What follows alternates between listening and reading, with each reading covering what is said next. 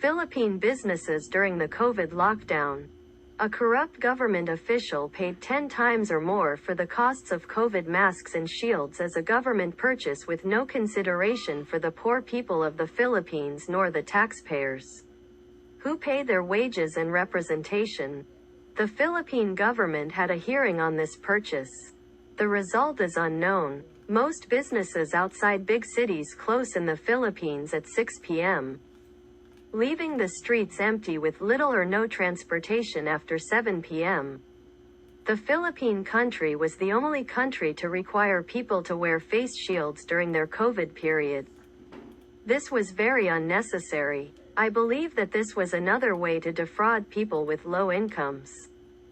Many businesses left the Philippines or refused to locate in the Philippines due to the terrible Wi-Fi offered and corruption. Many companies do not accept credit cards in small cities.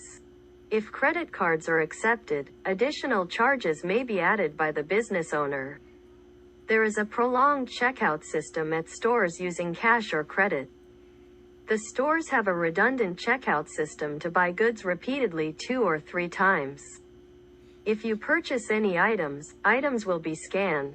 After scanning, the cashier will print a receipt. Take your credit card and check the card on a credit/debit card reader. After that, you get a receipt. Your information is re-entered on the same cash register.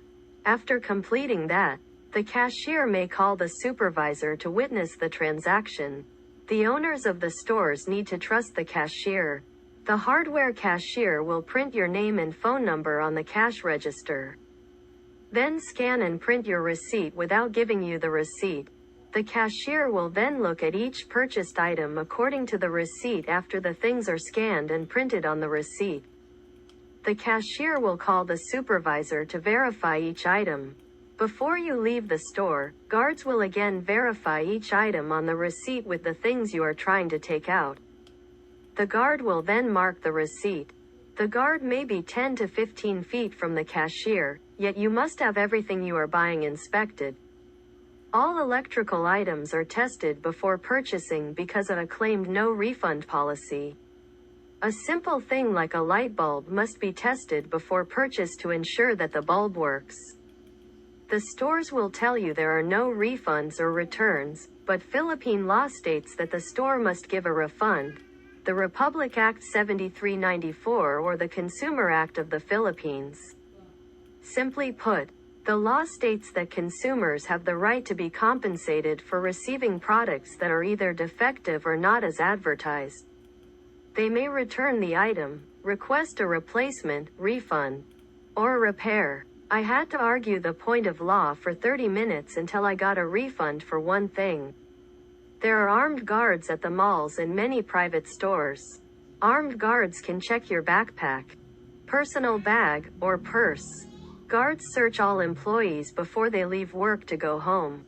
Nothing is private. A full body search of the employee is done before the employee quits the job for the day. Again, absolutely no trust in the employee. It's 2 to 10 times longer to pay for something in the Philippines than in the US using cash or credit. There is often a 2 to 3 step process before you get your receipt.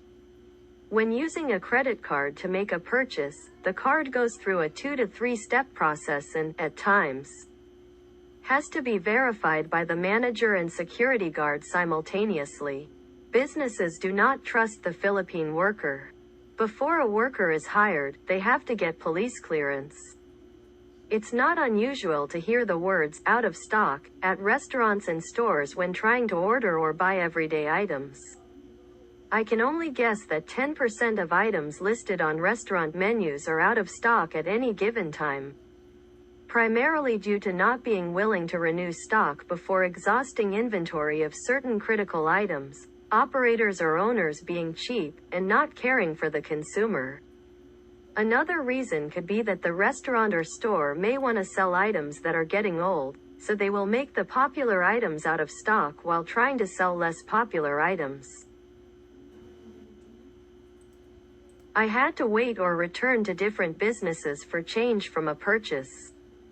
Companies constantly count the cash in their cash register, usually having less than I had in my wallet for available money. A popular and significant fast food chain closes doors occasionally because they are out of stock with their most essential thing, chicken. Many places are closed for all Catholic holidays, government holidays, and extra days, with banks being the worst for closing on holidays. Need more supplies for specific medical lab tests? Unbelievable. You might have to go to another laboratory to finish the blood test. A 1,000 pesos bill, $20 US, in the Philippines is like using a US $100 bill. Many businesses may still need to change the 1,000 pesos bill. You will find that many cashiers will count money in the cash register often, which holds up the line of people checking out. No price on the store's shelves for specific items could mean the thing is more expensive than similar items. No privacy at the hospitals. Hospital hallways are jammed with patients sitting on wooden benches while doctors sell prescription products taken from desktops or desk drawers to sell directly to patients. Thermometers are passed on from patient to patient without cleaning the thermometers. Cleanliness and aseptic should be practiced, but it is not. Medical practices are from 1920. The attitude of many doctors is that they are the doctor and patients should wait for them no matter how long it takes for the doctor to finally arrive at the clinic, hospital. The doctor's room is tiny and rented from the hospital with no privacy. You can hear what the patient and doctor discuss in the hallway. Marriage.